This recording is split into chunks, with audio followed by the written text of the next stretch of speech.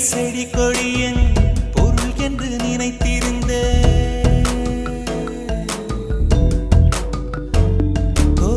பூக்களை செடி கொடியன் பொருள் என்று நினைத்திருந்தேன். பூவை உன்னை பார்த்த பின்னே பூக்களின் மொழி அறிந்த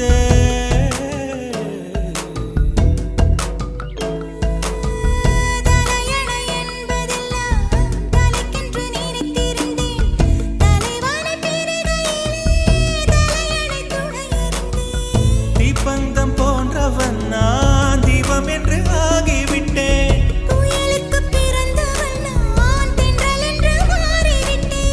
கருங்கலை போன்றவன் நான் கற்பூரம்